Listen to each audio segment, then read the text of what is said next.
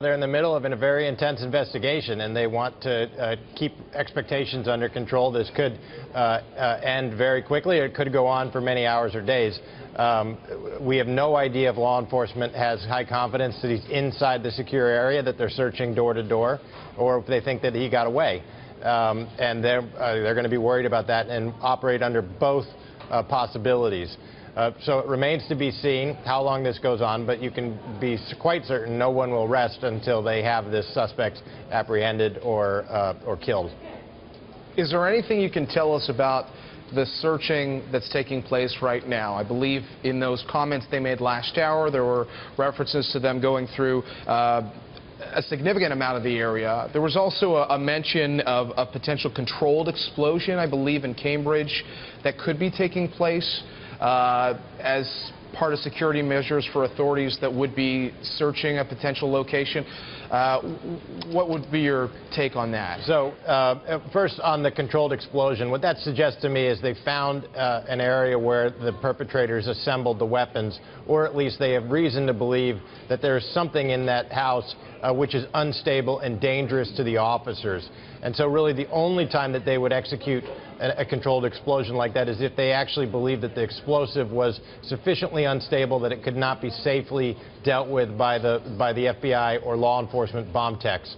With respect to the door-to-door search, we really do not know how they picked that particular area, but there's no question they had some particular reason to want to search that. It is an enormous diversion of manpower, frankly, to go door to door in such a large area. But there must be something that they've got privately in their investigations that points them to the direction of the neighborhoods being searched door to door.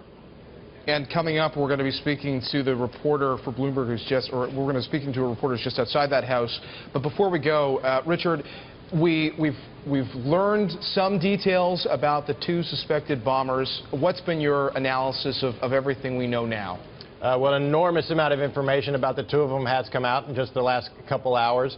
For me, the most interesting part relates to the older brother and his experience as a successful athlete, competing in the Golden Gloves tournament and training for martial arts. And what that tells me is that this was not a feckless, antisocial person. This is a person with a sense of purpose and a discipline and the ability to compete at a high and challenging level. And that is something that that's a profile of potential terrorists that we worry about, as someone who really is effective under extreme conditions of stress.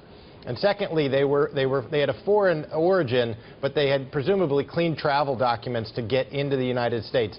And I think one of the things that the authorities will be looking at is, have they left the country at any time since they first arrived here?